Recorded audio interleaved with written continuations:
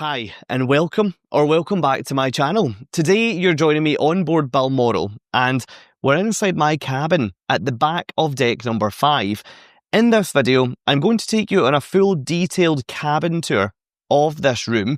I am now on the final night of a 10-night cruise, and I've been really impressed with this cabin. If you enjoy this video, and if you find it useful, it would be great if you'd think about supporting my channel by clicking both the thumbs up and the subscribe buttons.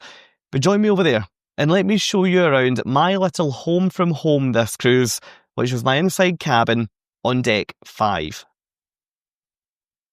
My cabin for this cruise was number 5166, which you'll find towards the back of deck 5 of Balmoral.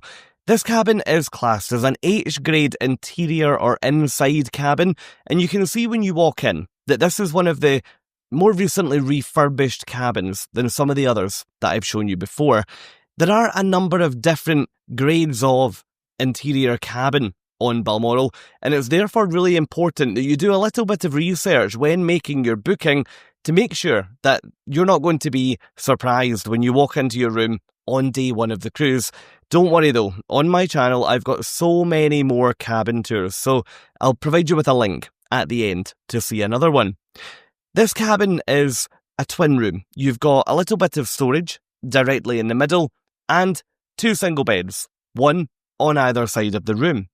Beside each bed, you'll find a small reading light that you can then position to suit your own preferences, and you can turn that off using the toggle at the bottom here. At the base of one of the beds, you'll find a television. That's on a movable wall bracket, so regardless of which bed you're in, or if you're watching from the armchair over there, you're not going to have any issues at all. At the foot of the other bed, you'll find a small table and an armchair. That makes it perfect for doing things like ordering room service into this cabin. I hate ordering room service and having to sit on the bed, so a big thumbs up on that one. Over on this wall, you'll find a large desk or workstation or vanity unit with a large mirror mounted directly on the wall in front of it.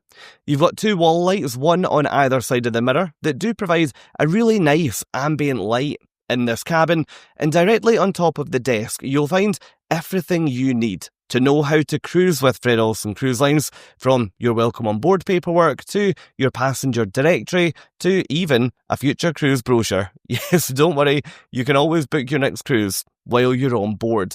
You've got your cabin phone here that you can use to call all around the ship free of charge. You can also call ashore, but that's particularly expensive to do so. Mounted on the wall here, you've got some of the main power outlets in your cabin. I really appreciated finding British or UK plug points in this cabin. It makes travelling so much simpler. They're not in every cabin on this cruise ship. I would suggest it's probably the cabins that have been more recently refurbished that have them inside.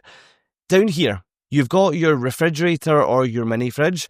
When I boarded the ship, that was totally empty, which was great news for me because I could then use it for things like my bottles of water during the week.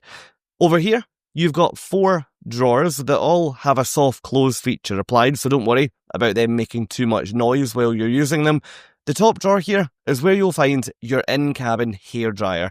There is another hairdryer in here that's in the bathroom. If you've seen any of my other cabin tours from this ship, you'll already know what to expect, but I'll take you in there and show you that in a few minutes' time.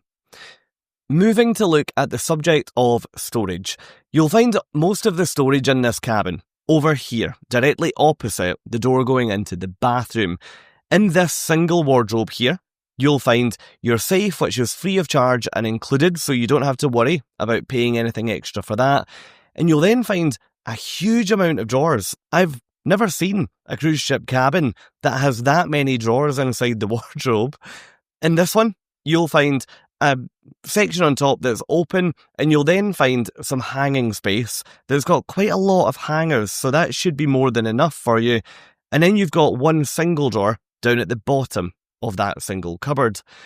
Moving over to here, you've then got more hanging space with more hangers, and down at the bottom of this cupboard, you're going to find your beach towels or your pool towels, and also your life jackets, should you ever need them while cruising in this cabin.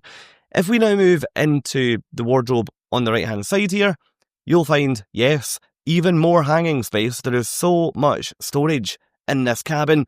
And down at the bottom, you'll find your kettle and your basic tea and coffee making options. Although there are only a few different flavours of tea in here, for example, if you would like any others, for example peppermint tea or herbal tea, then you can grab those from the Thistle restaurant, which is the onboard buffet up on deck 7 of the ship. Let's now talk about air conditioning, because that's such an important topic when you're staying, yes, there's me, in an inside cabin. You can control the air conditioning in this cabin by simply sliding the dial on the bottom of this little unit here that is mounted on the wall. I found the air conditioning on this ship to be pretty quiet, so I could sleep through it, no problem at all.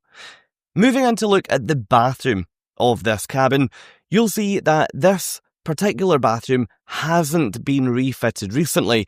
Interestingly, I was on this cruise with my mum, and she stayed in a cabin that was directly behind this one.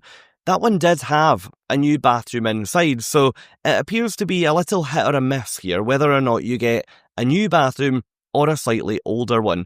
That said, I really enjoyed using this bathroom. It was absolutely perfect for everything that I needed during the cruise. You've got a shower with a detachable shower head. Here, okay, yes, it's a shower curtain rather than a shower screen, but you have to remember the age of the ship. You've also got a washing line in the shower cubicle as well. Out here, you've got a relatively large sink, and you've got some open storage down below. You've then got the toilet itself here, and you've got some open storage directly above it, with guardrails so that if the ship is moving, all of your toiletries and various other items will stay put. On the right hand side, you'll then be able to see the hairdryer that I mentioned earlier. This is a much older appliance, so I would suggest sticking to the one that's out in the bedroom. And that's it. That is a full detailed room tour of my interior H-grade cabin at the back of deck 5 on board Balmoral. I'd love to know what you think of this cabin. Would you cruise in here, or would you prefer to cruise in another type of room on board the ship? Let me know down in the comments. If you've enjoyed this video today, then please do support my channel by clicking both the thumbs up and the subscribe buttons, and why not come and join me over in this video. Here I show you another interior cabin on board Balmoral, but this one is so different to the one that we've just looked around in this video. Thank you so much for watching, and I'll hopefully see you over there.